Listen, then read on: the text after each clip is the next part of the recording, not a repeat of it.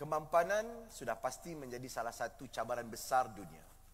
UNDP sebagai contoh menggariskan beberapa garis-garis yang dipanggil sebagai Sustainable Development Goal.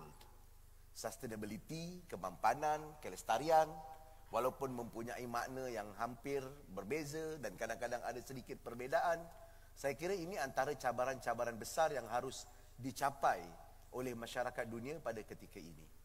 Di saat dunia sedang bergerak dengan 5 cabaran yang saya sebutkan tadi, sebagaimana yang difikirkan oleh Datuk Seri Anwar Ibrahim dalam konteks makalah madani dan buku yang dikeluarkan ini, justru ia telah melahirkan beberapa pendekatan-pendekatan yang lebih short term atau yang dipanggil sebagai populist approach dalam pentadbiran dan pengurusan kerajaan. Money handout sebagai contoh, ataupun penyampaian sumbangan-sumbangan dalam bentuk keuangan. Di saat kita perlu memikirkan adakah ini satu tempoh yang jangka panjang. Dan ketika pandemi sebagai contoh memberikan ingatan kepada kita bahawa short term bukan satu solusi untuk menangani sesuatu persoalan. Kita kena melihat persoalan pandemik COVID-19 sebagai contoh, siapa yang disebut oleh beberapa mantan Menteri Kesihatan sebagai satu long haul ataupun satu proses jangka panjang. Ia tidak boleh ditangani dengan lockdown sebagai contoh.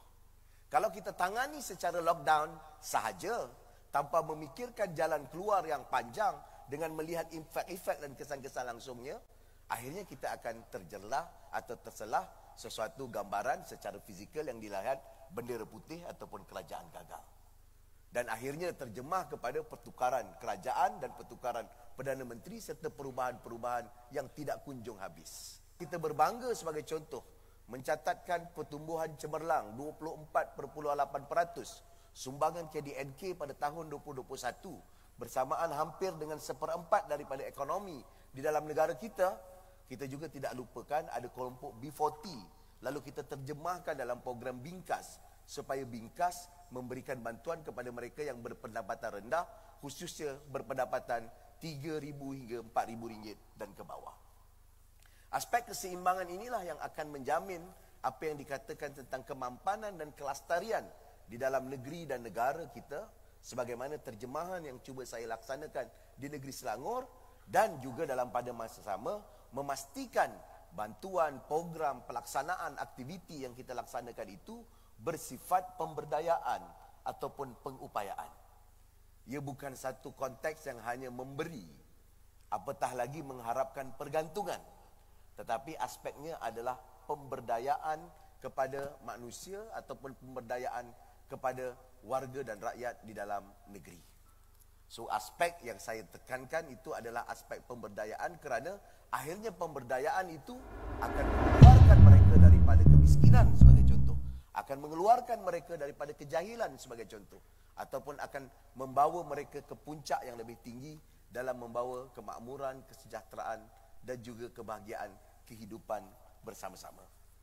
Saudara dan tuan-tuan yang saya kasih sekalian, saya percaya ini adalah satu rangkuman-rangkuman penting yang harus kita terjemahkan di dalam dasar-dasar dan polisi.